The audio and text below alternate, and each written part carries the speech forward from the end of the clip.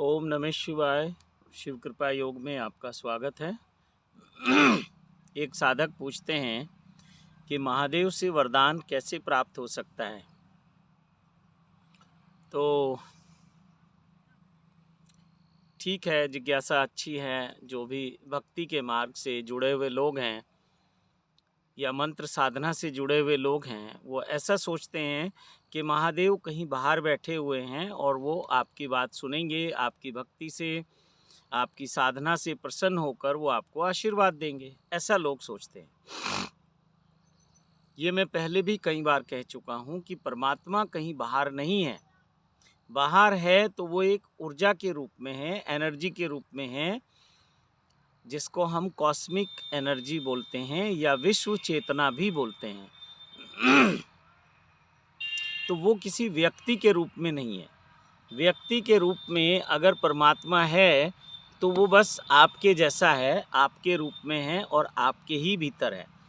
अब हमारे भीतर वो कहाँ है और उससे हमें मनचाहा वरदान क्यों नहीं मिलता, क्यों हमारे जीवन में हमें वो सब कुछ नहीं मिलता जो हम मांगते हैं, या हम मांगते तो खुशी हैं और मिलते हैं दुख, मांगते तो अमीरी हैं और मिल जाती है गरीबी, मांगते तो शांति हैं लेकिन मिलता है अशांति। ऐसे सब कुछ उल्टा उल्टा लगता है लोगों को। और बहुत सारे लोग ऐसा कहते हैं कि हमें तो लगता है भगवान है ही नहीं, क्योंकि हमारे जीवन में तो कुछ ऐसा दिखाई नहीं देता कि भगवान की कृपा है, आशीर्वाद है। फिर मैं उनसे कहता हूँ कि आप साधना करो, भक्ति करो, शिव आराधना करो, शिव साधना करो। वो कहते हैं हम तो करते हैं। और सचमुच मैं देखता हूँ कि बहुत बड़ी बड़ी लोग पूजा करते हैं, कई कई घंटे उनको लग जाते हैं। और भारत में तो मैं कह ही सकता हूँ, वैसे तो मुझे ऐसा लगता है पूरे विश्व में कोई भी व्यक्ति ऐसा नहीं है जो किसी ना किसी रूप में परमात्मा को, ईश्वर को, भगवान को ना मानता हो। सब लोग मानते हैं। फिर भी व्यक्ति इतना भटक क्यों रहा है? उसको वो वरदान क्यों नहीं मिल रहा है?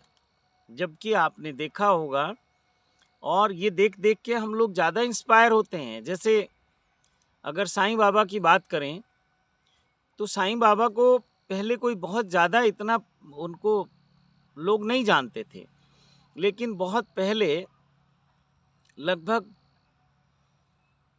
40-45 साल पहले साईं बाबा पे एक फ़िल्म बनी थी। और जैसे आपकी जो मूवी हैं, फ़िल्म हैं जो थिएटर पे चलती हैं, उसी तरह वो भी चली थी। और ऐसे ही देखा होगा आपने, एक संतोषी माँ फ़िल्म बनी थी। भगवान के ऊपर बहुत सारी ऐसी फ़िल्में, ऐसी मूवी बनती रहती हैं और उससे लोगों में आस्था बढ़ती है। उसमें जो चमत्कार दिखाए जाते हैं, उसमें जो भी हम देखते हैं, हालांकि वो सब एक नाटक है, वो सब एक किरदार है। उनको भक्ति का किरदार मिल जाता है, किसी को भगवान बनने का किरदार मिल जाता है। तो उसके बाद से उनकी बहुत प्रसिद्धि हुई। फिर शिरडी साईं मंदिर में तो भीड़ लगने लगी, आप देख ही रहे हो, जो आज तक चल रही है। तो ये मार्केटिंग निरंतर चलती रहती है बाहर की दुनिया में। फिर साईं बाबा पे सीरियल बना, ऐसे ही रामायण पे सीरियल बना, महाभारत पे बना, श्री कृष्णा, और बहुत सारे ऐसे धार्मिक सीरियल बनते हैं, पिक्चर बनती हैं। तो उनका तो ये प्रोफेशन है, पिक्चर बनाना और उससे पैसे कमाना। वो जो फिल्म इंडस्ट्री के लोग हैं वो तो ये देखते हैं कि हम कैसे पैसा कमा सकते हैं, लोग क्या पसंद करते हैं, इसलिए वो तो हर उस टॉपिक पे मूवी बना लेते हैं जो लोगों को पसंद है।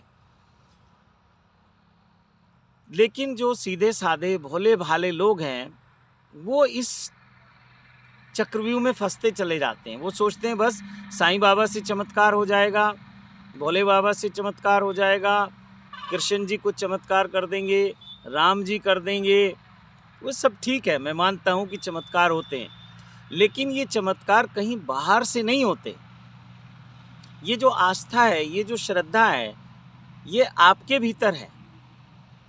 अब जिन लोगों के लिए शिवलिंग जो है वो शिव का प्रतीक नहीं है, उनके लिए वो पत्थर है। और जो लोग उसको शिव मानते हैं, शिव स्वरूप मानते हैं, उनके वहाँ से सब काम होने लगते हैं।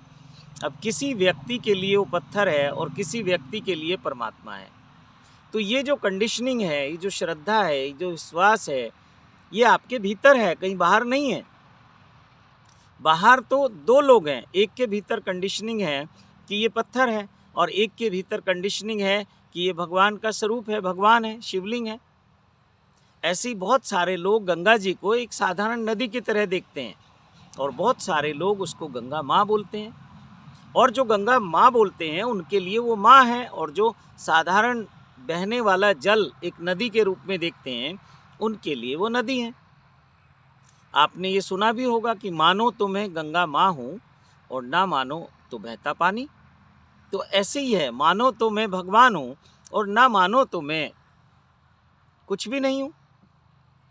तो ये आस्था आपके भीतर है, और इस आस्था को कैसे हम रिजल्ट में बदलें, तरीका तो यही है, भक्ति करो, साधना करो, जप तप अनुष्ठान करो। इससे आपकी आत्मोन्नति होगी, इससे आपकी चेतना का विकास होगा, इससे आपके भीतर सात्विकता बढ़ेगी, इससे आपके भीतर एक स्ट्रेंथ, एक मजबूती आपको मिलेगी कि ईश्वर मेरे साथ है, परमात्मा मेरे साथ है, उसकी दिव्य शक्तियाँ मेरे साथ हैं। तो ये इतनी आस्था, इतनी श्रद्धा हो जाना बहुत बड़ी बात है, और फिर चमत्कार होने लगते हैं जीवन में। लेकिन जिन लोगों के जीवन में नहीं होते उसका कारण क्या है वो मैं बताता हूँ। और जो लोग वरदान की बात करते हैं तो वरदान मिलते हैं, मैं भी कह रहा हूँ आपको मन चाहा वरदान मिलेगा। और आप छोटे वरदान की बात कर रहे हैं, वो तो सभी देवी देवता दे देंगे, लेकिन महादेव तो महावरदान देते हैं। बड़े से बड़ा जो आपको वरदान चाहिए, आशीर्वाद चाहिए, वो मेरे महादेव से मिल सकता है। लेकिन मिलता क्यों नहीं है, इस पे हम थोड़ी सी चर्चा करेंगे शॉर्ट में। तो बहुत सारे लोग हैं जो कुछ ना कुछ मांगते रहते हैं, लेकिन मन भागता रहता है इधर उधर, मन कभी शून्य नहीं होता, मन कभी ठहरता नहीं है, मन कभी शांत नहीं होता। और मन जैसे एक साथ 1000 कार्य करता है या 1000 तरह के विचारों को उसके भीतर चलते रहते हैं, ऐसे ही एक विचार ये भी है कि मुझे ये चाहिए। आपकी पूजा पाठ तो एक इंस्ट्रूमेंटल तरीके से हो रही है, यांत्रिक तरीके से आप जप रहे हैं, मन उसमें लीन नहीं है, मन कहीं और भाग रहा है। तो कोशिश करके मन को उसमें लगाना है। अब ये बहुत मुश्किल काम है, इसकी कुछ अलग अलग टेक्निक हैं, वो मैं फिर किसी दिन आपको बताऊंगा कि मन को कैसे उसमें इन्वॉल्व करना है अपनी साधना में, पूजा में, प्रार्थना में। लेकिन अभी मैं शॉर्ट में ये बता रहा हूँ कि आपको जो वरदान नहीं मिलते उसके पीछे कारण क्या है। आप मन चाहा वरदान चाहते हैं और वो नहीं मिलता या उसके उल्टा मिलता है, तो आपने क्या करना है, बहुत साइंटिफिक तरीके से बात को समझना है। आपके पास मस्तिष्क है, माइंड है, इसी को अध्यात्म मन भी कहता है और साइंस इसको माइंड बोलती है, अध्यात्म मन बोलता है। साइंस के पास मन जैसा कोई ना ही कोई शब्द है और ना ही कोई ऐसा पार्ट है बॉडी में जिसको मन कहा जाए। तो माइंड बोलता है, मस्तिष्क बोलता है, ब्रेन बोलता है, वो सब हैं। तो साइंस कहती है, ये अध्यात्म भी कहता है, दोनों साथ साथ इस बात से सहमत हैं। साइंस कहती है कि मन की 4 अवस्थाएं हैं। बहुत सारे लोग कहते हैं मन की 3 अवस्था हैं, लेकिन शायद चौथी का उनको ज्ञान नहीं है, और ये कोई संत ही इसको अनुभव कर पाता है, चौथी अवस्था को। तो 3 अवस्थाएं हैं। सबसे पहले है कॉन्शियस माइंड, चेतन मन। अध्यात्म इसको कहता है चेतन मन, और साइंस इसको कहती है कॉन्शियस माइंड। तो ये कॉन्शियस माइंड जो है ये सोचने विचारने का कार्य करता है, और ये एक तरह से चौकीदार भी है। वो जो जहाँ से परमात्मा का द्वार खुलता है, जहाँ दिव्य शक्तियाँ विराजमान हैं आपके भीतर, वो अवचेतन मन है, वहाँ दिव्य शक्तियाँ हैं अवचेतन मन में। इसलिए अवचेतन मन तक जो भी कुछ चला जाता है वो पूरा होने लगता है। तो ये जो आपका चेतन मन है, एक अचेतन मन है जिसको अनकॉन्शियस माइंड कहते हैं। तो अनकॉन्शियस की यहाँ कोई चर्चा की आवश्यकता नहीं है, केवल समझाने के लिए है कि हमारा कॉन्शियस माइंड है, अनकॉन्शियस माइंड है, सबकॉन्शियस माइंड है और सुपर कॉन्शियस माइंड है। जिसको हमारा अध्यात्म कहता है चेतन मन, अचेतन मन, अवचेतन मन और ब्रह्म चेतन मन। तो यहाँ ब्रह्म चेतन की भी आज बात नहीं करेंगे और अचेतन की भी बात नहीं करेंगे। यहाँ केवल कॉन्शस माइंड और सबकॉन्शस माइंड की बात करेंगे, चेतन और अवचेतन मन की। तो चेतन मन ही मांगता है कि मुझे ऐसा वरदान चाहिए। चेतन मन ही कहता है भक्ति करो, पूजा करो, प्रार्थना करो। अगर मेरी बात से आप सहमत या असहमत होंगे तो ये आपका कॉन्शस माइंड है। चेतन मन है, ये निर्णय करेगा कि मेरी बात आपको ठीक लग रही है या नहीं लग रही है, ये डिसाइड करेगा। बहुत सारे लोगों को मेरी बात अच्छी नहीं लगेगी और बहुत सारे लोगों को बात समझ भी आएगी और अच्छी भी लगेगी। तो ये कॉन्शस माइंड इस कार्य को करता है, चेतन मन। और बहुत सारी चीज़ें इस चेतन मन में चलती रहती हैं। वो तो इसका बहुत बहुत शुक्र है कि ये चौकीदार की तरह वहाँ खड़ा रहता है, हर चीज़ को अवचेतन मन में नहीं डालता, क्योंकि अवचेतन मन में दिव्य शक्तियाँ हैं। मैं इसको ऐसे कहूँगा, हम कह सकते हैं कि अवचेतन मन बहुत शक्तिशाली है। मन अपने आप में बहुत पावरफुल है, बहुत दिव्य शक्ति है उसमें। वो नेगेटिव पॉजिटिव जो चाहे सब कर सकता है। तो आप इसको ऐसे समझिए आध्यात्मिक भाषा में कि अवचेतन मन में बहुत सारी दिव्य शक्तियाँ हैं। या मैं कहूँ कि मेरे महादेव के जो गण हैं, उनकी जो दिव्य शक्तियाँ हैं वो आपके अवचेतन मन में हैं। और अवचेतन मन जो है जागृत नहीं है, सुप्त है। तो बहुत सारे लोगों का जो बिल्कुल 100% तो नहीं कहेंगे, 99% जहाँ वो बंद है, तो उन लोगों का जीवन बहुत ही तकलीफ़ों से भरा हुआ है, परिश्रम से भरा हुआ है और बहुत ही अशांति से भरा हुआ है।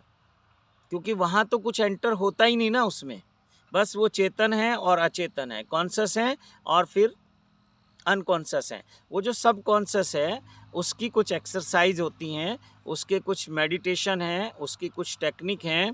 किसी अलग वीडियो में मैं बात करूँगा कि अपने सब कॉन्शस माइंड को कैसे हम जागृत करेंगे और कैसे सबकॉन्शियस माइंड में सब कुछ पहुंचाते चले जाएंगे। अभी तो आप समझिए कि वरदान क्यों नहीं मिलता। तो वो जो हमारा अवचेतन मन है उसमें कौन भेजता है सब कुछ? ये चेतन मन उसमें ट्रांसफ़र करता है। और किस चीज़ को करता है? दिन भर में चेतन मन में, कॉन्शियस माइंड में लगभग 60,000 थॉट आते हैं, विचार आते हैं। अब अगर ये सारे पूरे होने लग जाएं तो आप समझिए एक ही व्यक्ति अपना भी विनाश कर लेगा और इस पूरे संसार का विनाश कर सकता है एक व्यक्ति। इतनी शक्ति है अवचेतन मन में, लेकिन वो सोया हुआ है, जागृत नहीं है। जिसको हम कहते हैं कि जागृत पुरुष है, सिद्ध पुरुष है, इसके पास सिद्धियां हैं, आप सीधा सा फंडा है, उसका अवचेतन मन जागृत है। बहुत बार ऐसा देखा है, वो जो साधु संत चिलम पीते हैं या कुछ लोग नशा करते हैं, ड्रग्स लेते हैं, तो वो अवचेतन मन उनका उस समय ओपन हो जाता है, चेतन मन साइलेंट हो जाता है। अनकॉन्शियस नहीं होते वो 100% और बहुत ज़्यादा विचार भी नहीं होते हैं, लेकिन उनका विज़न बहुत क्लियर हो जाता है। बहुत सारे लोग कहते हैं कि जब हम ड्रिंक कर लेते हैं या स्मोक कर लेते हैं या कुछ ड्रग्स ले लेते हैं तो हमारा माइंड काम करने लगता है, हम प्लानिंग कर सकते हैं, हम बहुत अच्छा एक विज़न हम देखते हैं, उस पर काम कर सकते हैं। पूरी प्लानिंग अपने आप चलती चली जाती है, एक के बाद एक, एक के बाद एक। तो ये आपका अवचेतन मन है। बहुत सारे लोग इसके लिए नशे का सहारा लेते हैं, साधु संत भी लेते हैं, और बहुत सारे लोग मेडिटेशन का सहारा लेते हैं, मेडिटेशन का उपयोग करते हैं। तो सबसे जो बेस्ट है वो तो मेडिटेशन है, क्योंकि ड्रग्स के ऊपर आप डिपेंड हो जाएंगे और ड्रग्स आपको एक समय तक तो ठीक है सबकॉन्शियस में रखती है, एक समय के बाद अनकॉन्शियस में ले जाती है। मेडिटेशन कभी भी आपको अनकॉन्शियस की स्टेट ऑफ माइंड में नहीं ले जाता। हाँ, मेडिटेशन जब आपका बहुत स्ट्रॉन्ग हो जाता है, जब आप मेडिटेटर हो जाते हैं बहुत अच्छे, तो आप सुपर कॉन्शियस में चले जाते हैं, सब कॉन्शियस से और एक कदम आगे बढ़ जाते हैं, जिसको समाधि की अवस्था कहते हैं। ये जो नशा करने वाले लोग हैं ये समाधि की अवस्था में नहीं जा पाते हैं। हाँ, कभी कभी ठीक है ये चले जाते हैं, ऐसे अनुभव भी देखे हैं कभी कभी, बहुत रेयर। लेकिन मेडिटेशन करने वाला हर व्यक्ति का नेक्स्ट स्टेप जो है वो सब कॉन्शियस है, और सब कॉन्शियस के नेक्स्ट जो स्टेप है वो सुपर कॉन्शियस है। तो उसकी आज ज़्यादा चर्चा नहीं करेंगे। तो ये जो सबकॉन्शियस माइंड है, इसको मेडिटेशन के थ्रू खोलिए। एक तो वो तरीका है, मेडिटेशन में तो जो थॉट लेके आप बैठ गए या जो थॉट लेके आपने स्टार्ट किया मेडिटेशन, वो आपके सबकॉन्शियस में बड़े आराम से एंटर हो जाता है। इसलिए मैं कहता हूँ कि करें ध्यान पाएं समाधान, और ध्यान है आपके जीवन की सभी समस्याओं का समाधान। इसको ऐसे भी कहा जाता है कि all problem one solution meditation. Meditation में जाके कहीं आपको वो प्लानिंग, वो विचार, वो सॉल्यूशन मिल जाता है, या आपकी प्रॉब्लम सॉल्व हो जाती है जो आपको परेशान करती है। तो एक तो मेडिटेशन इसका बहुत इजी वे है। दूसरा क्या है कि किसी चीज़ को अगर आप बार बार बोलते रहेंगे तो वो आपके सबकॉन्शियस माइंड में एंटर हो जाएगी। जैसे कोई व्यक्ति आपको मिलता है, आप उससे नाम पूछते हैं और ठीक 10-15 मिनट, आधा घंटे बाद आप भूल जाते हैं। फिर से पूछते हैं कि आपका नाम क्या है, वो फिर नाम बता देता है। अब टेक्निक क्या है कि इस व्यक्ति को आप नाम से बुलाना शुरू करो, और ये कहा जाता है कि किसी बात को अगर आप 10 बार रिपीट कर लो तो वो आपको याद हो जाती है। याद हो जाती है मतलब वो आपके सबकॉन्शियस माइंड में एंटर हो जाती है, और जैसे ही कॉन्शियस माइंड को उसकी नीड होती है तो सबकॉन्शियस उसको प्रोवाइड करा देता है कि ये लीजिए। अभी मुझे मान लिया ये याद आए कि वो जो मेरा एक दोस्त है उसका नाम क्या है, तुरंत ये सबकॉन्शियस माइंड एक अच्छे सेवक की तरह हाजिर कर देता है कि उसका नाम मुकेश है, सुरेश है, नरेश है, जो भी है। क्योंकि आप सबकॉन्शियस में ये चीज़ें डाल चुके हैं, और उसकी टेक्निक थी कि बार बार उसको बोलना है। और पास्ट और फ्यूचर में नहीं बोलते, आप प्रेजेंट में बोलते हैं। आप ये नहीं बोलते उसका नाम मुकेश था, उसका नाम मुकेश होगा। आप कहेंगे उसका नाम मुकेश है, मेरा जो दोस्त है उसका नाम मुकेश है। और जब आप 10 बार मुकेश मुकेश मुकेश मुकेश बोलेंगे तो ये सबकॉन्शियस माइंड में सेव हो जाता है, और जैसे ही आपको नीड होती है, आपका कॉन्शियस माइंड इसकी नीड को फील करता है तो सबकॉन्शियस उससे पहले हाजिर कर देता है। तो जो भी आपकी विश है, जो भी आपकी मनोकामना है, जो भी आप महावरदान चाहते हैं, वरदान चाहते हैं, उसको आप बार बार रिपीट करिए। जैसे आप चाहते हैं कि मैं धनवान बन जाऊं, तो आप बोलिए मैं धनवान हूं। ये नहीं बोलना कि मैं धनवान हो जाऊंगा या भगवान मुझे धन दे दो। नहीं, याचक नहीं, याचना नहीं करनी, भिक्षा नहीं मांगनी है। आपको मालिक की तरह अपना बिहेव करना है। आपको क्या कहना है, मैं धनवान हूँ। आप बीमार हैं तो आपको कहना है मैं स्वस्थ हूँ। आप परेशानियों में हैं तो आप कहना मैं बहुत शांत हूँ। आप दुखी हैं तो आपको कहना है मैं सुखी हूँ। ये नहीं कहना सुखी हो जाऊँगा या मैं सुखी होना चाहता हूँ ना, आपने उसको बार बार रिपीट करना है। और ये जो आपका सबकॉन्शियस माइंड है, ये जो अवचेतन मन है, इसमें दिव्य शक्तियाँ हैं। वो तुरंत आपको कहती हैं तथास्तु, कि ऐसा ही हो, जैसा आप कह रहे हैं ऐसा ही हो। अगर आप कहेंगे मैं अशांत हूँ मतलब प्रेजेंट में हूँ, तो वो कहेंगी तथास्तु। आप ये कहेंगे मैं खुश होना चाहता हूँ, मैं शांति चाहता हूँ, यानी चाहता हूँ, अभी हूँ नहीं। या आप कहेंगे मैं शांत हो जाऊँगा, मैं धनवान हो जाऊँगा, मैं धनवान था, मैं कभी शांत था। पास्ट और फ्यूचर नहीं, प्रेजेंट में। और अध्यात्म का एक जो सबसे कीमती सूत्र है वो ये है कि अध्यात्म आपको प्रेजेंट लिविंग सिखाता है। जो आपकी स्टेट ऑफ माइंड है वो प्रेजेंट में रहनी चाहिए, पास्ट और फ्यूचर में नहीं। तो आपको क्या करना है, जो भी आप चाहते हो उसको आप कहना शुरू करो कि मैं हूँ, मैं धनवान हूँ, मेरे पास धन है, मुझे लोग धन दे रहे हैं। तो लोग धन देना शुरू कर देंगे। लोग मेरे मित्र हैं, लोग मुझे सुख दे रहे हैं, मेरे चारों तरफ से शांति की वर्षा हो रही है, मेरे चारों तरफ से आनंद की वर्षा हो रही है, मेरे चारों तरफ से सुख, शांति, समृद्धि, ऐश्वर्य बरस रहा है। और ये होना शुरू हो जाएगा। अवचेतन मन, सबकॉन्शियस माइंड वैसी ही प्रोग्रामिंग करके और पूरे स्पेस से आपके लिए एक माहौल तैयार कर देगा कि आपकी जो विश है, आपकी जो मनोकामना है वो पूरी हो जाए। और इसी को हम कहते हैं कि वरदान। आपने देखा होगा जब भी किसी ने भगवान की भक्ति की है और भगवान प्रकट हो जाते हैं, ऐसे दिखाया जाता है सीरियल में, मूवीज़ में, शास्त्रों में, सब जगह ऐसा लिखा है कि भगवान प्रकट हो गए और उन्होंने भक्त से कहा कि मांगो क्या मांगते हो। क्या वरदान मांगते हो, और फिर वो वरदान मांग लेता है। बहुत सारी स्टोरीज आप देखेंगे खास करके हमारे सनातन धर्म में। तो इसको वो सब प्रतीक हैं कि भगवान प्रकट हो गए और उन्होंने कहा वरदान मांगो, और हमने वरदान मांगा और उन्होंने कहा तथास्तु। तो तथास्तु का मतलब होता है जैसी आपकी मर्जी, जो आप मांगते हो वो हो जाए, ये तथास्तु का मतलब है। तो आप क्या है, इसको आप चाहते हैं महादेव से वरदान पाना, मैं तो कहूँगा महावरदान पाइए। आप आत्म साक्षात्कार का वरदान भी पा सकते हैं, आप ब्रह्म ज्ञान का वरदान भी पा सकते हैं। और फिर आप कहेंगे कि मैं तो ब्रह्म ज्ञानी नहीं हूँ। नहीं, आप ज्ञानी हैं और इस ब्रह्म का आपको ज्ञान है, ब्रह्मांड का ज्ञान है। माना कि अभी आप बिल्कुल उसका बहुत 1% है आपको ज्ञान, या 2% है, या 10% है। आप कहिए कि मैं ब्रह्म ज्ञानी हूँ, मैं अपनी आत्मा का साक्षात्कार करता हूँ, और आपको एक दिन हो जाएगा, वैसी वैसी व्यवस्थाएं बन जाएंगी। और आत्म साक्षात्कार सबको हुआ है, चाहे वो क्षणिक है या वो एक लंबा अनुभव है।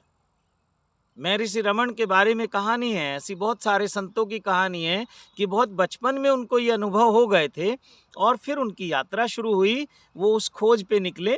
जैसे स्वामी विवेकानंद की भी यही कहानी है कि उनको एक झलक मिली और बाद में वो उसको पाने के लिए प्रयास करते रहे, साधना करते रहे, सेवा करते रहे। और ऐसे ही महर्षि रमन के बारे में भी है, वो कहते हैं ये अनुभव तो मुझे बचपन में हो गया था, अनायास हो गया था। और बचपन में ये अनुभव हम सबको खेल खेल में हो जाता है,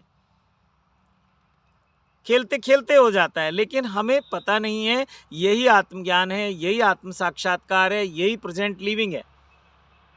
आप देखिएगा जब आप खेलते हैं, आप प्रेजेंट में आपकी लिविंग होती है ना, आपके माइंड में कोई पास्ट होता है ना फ्यूचर होता है। जब आप मेडिटेशन में होते हैं तो आप प्रेजेंट में होते हैं, ना पास्ट में ना फ्यूचर में। अगर पास्ट में और फ्यूचर में है तो मेडिटेशन हुआ ही नहीं। तो ये अनुभव सबके पास है। तो आप बड़ी से बड़ी बात को कह सकते हैं, आप कह सकते हैं कि मैं ईश्वर हूं, मैं भगवान हूं। हाँ, दूसरों के सामने कहेंगे तो शायद वो आपका मजाक उड़ाएंगे और आप उससे थोड़ा शर्मिंदा होंगे, या आपको लगेगा लोग क्या कहेंगे कि इसके अंदर बड़ा अहंकार है। नहीं, आप खुद से कहिए कि मैं भगवान हूँ, मैं ईश्वर हूँ। ये तो आप सब जानते ही हैं कि हम ईश्वर के अंश हैं। हमारी जो आत्मा है वो परमात्मा का ही रूप है, परमात्मा का ही अंश है, उसी का हिस्सा है। तो ये तो बड़ी से बड़ी घोषणा हो गई कि मैं परमात्मा हूँ, मैं ईश्वर हूँ, मैं भगवान हूँ। अरे दूसरे कहें इससे पहले आप खुद को कहो ना। और जब भी किसी ने कहा है, खुद ही कहा है। ये तो बाद में हम लोगों को समझाने के लिए कह देते हैं कि हमारे भक्तों ने हमें भगवान कहना शुरू कर दिया। नहीं, इच्छा तो कहीं हमारी थी, हम अनुभव कर चुके थे, और लोगों ने जब हमें भगवान कहा तो हमने कहा यस, इज इट राइट, ये बिल्कुल ठीक है, मैं भगवान हूँ, मैंने उस भगवत्ता को अनुभव किया है। तो कोई कुछ भी ऐसा असंभव नहीं है जो आप नहीं अपने लिए कह सकते हैं। और देखना, वैसे ही आपके लिए प्रोग्रामिंग होगी, वैसे ही ये यूनिवर्स जो है प्लानिंग शुरू कर देगा। आपका अवचेतन मन जैसे ये सेंड करेगा ना, ये वाइब्रेशन जाएंगी पूरे ब्रह्मांड में और आपके लिए वो सब कुछ कलेक्ट करके ले आएंगी जो आप चाहते हैं। रुपया, पैसा, धन, दौलत, सुख, शांति, समृद्धि, ऐश्वर्य, रिद्धि, सिद्धि, धन, ध्यान, ज्ञान, समाधि और शिव साक्षात्कार, ईश्वर का साक्षात्कार, स्वयं का साक्षात्कार। तो इस टेक्निक से आप वरदान मांगो। केवल आप पूजा करते रहेंगे, मंत्र जाप करते रहेंगे, उससे कुछ नहीं होने वाला। आप ओम नमः शिवाय, ओम नमः शिवाय, ओम नमः शिवाय का जाप करो, वो केवल इसलिए है कि मन ठहर जाए, या मन की एक प्रोग्रामिंग हो जाए, आपकी श्रद्धा हो जाए, आपका समर्पण हो जाए आपके इष्ट के लिए, आप में भक्ति भाव प्रकट हो जाए, जागृत हो जाए, इसके लिए है मंत्र साधना। बाकी टेक्निक तो यही है कि फिर आप बोलना शुरू करो, जो आप चाहते हो उसको आप देखना शुरू करो कि मेरे जीवन में वो सब कुछ है, और उसके दृश्य देखो, इमेजिनिंग करो, कल्पना करो, विजन उसका देखना शुरू करो। माना आप चाहते हो मैं बहुत धनवान हूँ, तो धनवान होने के बाद मैं कैसा अपने आप को देखता हूँ। एक लंबी गाड़ी मेरे पास होनी चाहिए, एक शानदार घर मेरे पास होना चाहिए, मेरे आसपास जो भी सुख सुविधाएं होनी चाहिए उनको विजुअलाइज करो, उनका सपना देखो खुली आंखों से। खुली आंखों से मतलब एक सपने हम देखते हैं सोते हुए, बेहोशी की हालत में। एक सपना देखो जागते हुए, आंख बंद कर लो और थर्ड आई से विजुअलाइजेशन करो, विजुअलाइज करो चीज़ों को, कल्पना करो, वो सब कुछ देखो। आप जो आप चाहते हो वो सब कुछ देखना शुरू करो और वो सब कुछ प्रकट होना शुरू हो जाएगा। तो बहुत आसान है महादेव से महावरदान प्राप्त करना। तो आज की वीडियो का टाइटल ही रहेगा महादेव का महावरदान तथास्तु। बस भगवान जो है वो तथास्तु कहेगा। और भगवान की शक्तियाँ कहाँ हैं?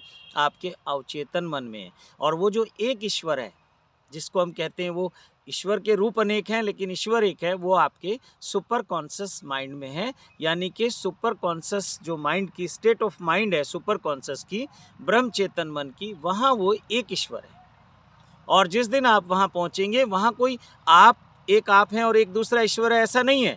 वहाँ बस एक ही है और वो एक आप ही हैं, जिसको हम कहते हैं शून्य में प्रवेश कर जाना। लेकिन शून्य में प्रवेश किसने किया? शून्य को किसने जाना? अगर कहीं उसको बाहर आके घोषणा करेंगे तो आप कहेंगे मैंने शून्य को जाना, मैंने शून्य को अनुभव किया, शून्य मेरे जीवन में उतरा। ये सुपर कॉन्शियस की बातें हैं। तो हम सब कॉन्शियस में हैं आज, और वहीं से हमारे सब दुनियावी काम हो जाएंगे। सांसारिक और आध्यात्मिक जो उन्नति हमें चाहिए, सांसारिक और आध्यात्मिक जो जो हम चाहते हैं, वो सब कुछ हो जाएगा। मैं आपके सामने बैठा हूँ। मैं चाहता था कि एक दिन मैं संत के रूप में जीवन जीना चाहता हूँ, एक साधु के रूप में, एक सन्यासी के रूप में, और ये हो गया, इसी जीवन में हो गया। और मेरे साथ जो समस्याएं थी इतनी विकराल थी, इतनी विकट थी कि कभी ये असंभव लगता था कि नहीं हो पाएगा, लेकिन ये इतनी आसानी से हो गया। मुझे भी आश्चर्य हुआ बाद में कि ये तो बड़ा चमत्कार हो गया। तो ऐसे चमत्कार होते हैं। महादेव क्या कहते हैं? तथास्तु। जो आप मांगोगे महादेव कहेंगे तथास्तु। लेकिन मांगना सीख लो। देने वाले के यहाँ देर नहीं है। मांगने वाला गलत ढंग से मांग रहा है, इसलिए देने वाला देता नहीं है। तो ये जो चेतन मन है ये बहुत कुछ मांग रहा है, बहुत कुछ बोल रहा है, लेकिन वो जो अवचेतन मन में शक्तियाँ हैं वहाँ तक बात नहीं पहुँचती। चेतन मन उस आपको आप कुछ मांगेंगे, फिर दूसरा कुछ मांगेंगे, फिर तीसरा कुछ मांगेंगे। आप एक ही बात को रिपीट करना शुरू कर दीजिए, बार बार उसको मांगिए, बार बार दोहराइए। जैसे आप मन्नत मांगते हैं, आप वैष्णो देवी में मन्नत मांग लें, आप नीलकंठ आके मन्नत मांग लें, आप त्र्यंबकेश्वर जाके मन्नत मांग लें, आप काशी चले जाएं, आप कहीं भी तीर्थों में चले जाएं जहां कहते हैं कि भगवान का वास है। उस मन्नत का मतलब यही है कि मन बार बार रिपीट करने लगता है कि मैंने मन्नत मांगी हुई है और ये काम मेरा ज़रूर होगा, क्योंकि मुझे आस्था है, श्रद्धा है। और बहुत सारे लोग इसके गवाह बन जाते हैं, विटनेस बन जाते हैं। वो जो वहाँ भीड़ है वो विटनेस है कि इतनी भीड़ है, भाई ज़रूर यहाँ से सबके मनोकामनाएं पूरी होती हैं, सबको वरदान मिलते हैं, यहाँ सिद्धियाँ हैं, यहाँ देव शक्तियाँ हैं, यहाँ जो परमात्मा है वो जागृत अवस्था में है। तो बाहर तो ठीक है, जो भी है, लेकिन परमात्मा यहाँ है, आपके भीतर है, आपके सबकॉन्शियस माइंड में दिव्य शक्तियाँ हैं। और वो जो एक ईश्वर है वो आपके ब्रह्म चेतन मन में है, सुपर कॉन्शियस माइंड में। तो इसी के साथ वाणी को विराम दूंगा। वीडियो बहुत लंबी होती जा रही है और ये चर्चा ऐसी है कि बात से बात निकलती चली जाती है, एक एक लेयर उघड़ती चली जाती हैं, फिर बात आगे बढ़ जाती है। तो आपको अगर मेरी वीडियो अच्छी लगती है, बात अच्छी लगती है, समझ आती है, तो दूसरे लोगों को शेयर करें, लाइक करें, वीडियो को कमेंट करें। आपके कोई सुझाव हैं या आपकी कोई शिकायतें हैं मुझसे तो आप ज़रूर लिख कर भेजें। मैं उसको कोशिश करूँगा कि आपके मुताबिक कर पाऊँ। 100% तो नहीं, लेकिन जितना संभव है मैं आपका ध्यान रखूँगा। और चैनल को सब्सक्राइब करें। और ये 3 चैनल हम एक साथ इनको कंडक्ट करते हैं। एक शिव कृपा योग है, एक हमारा कल्याण मेडिटेशन है और एक कल्याण इंटरनेशनल स्कूल है। तो ये जो शिव कृपा योग है ये भक्ति चैनल है, हमारा भक्ति का मार्ग है। जो लोग अभी बहुत बेसिक लेवल से शुरू करते हैं। सेकंड जो कल्याण मेडिटेशन है वो ध्यान साधना का मार्ग है, हालांकि हम इसको भी साधना बोलते हैं, मंत्र साधना। इसके बाद है ध्यान साधना। तो कल्याण मेडिटेशन है ध्यान साधना और शिव कृपा योग है मंत्र साधना। और तीसरा जो है वो हमारा सेवा का प्रोजेक्ट है, कल्याण इंटरनेशनल स्कूल। हम समाज की कुछ ऐसे लोगों की, कुछ ऐसे बच्चों की सेवा करते हैं, वहाँ तक शिक्षा को पहुँचाने का कार्य करते हैं जो कि उनके लिए असंभव है। तो ये हमारा प्रयास है। इस प्रयास में मैं आप सबका सहयोग चाहता हूँ और ये तीनों चीज़ें एक ही हैं, लेकिन तीनों के टॉपिक अलग अलग करके वीडियो बनाते हैं। तो आप उन सब चैनल को भी सब्सक्राइब करें, उन सब वीडियो को भी देखें और लाइक करें, शेयर करें। इसी के साथ आप सबको मेरे महादेव के बहुत बहुत महावरदान आपको देता हूँ, महा आशीर्वाद आपको देता हूँ। टेक्निक मैंने बता दी है, आप करके देखो, चमत्कार निश्चित होगा। तो इसी के साथ वाणी को विराम देता हूँ। आप सबको बहुत बहुत प्रेम प्रणाम करता हूँ। ओम नमः शिवाय, ओम नमः शिवाय, ओम नमः शिवाय।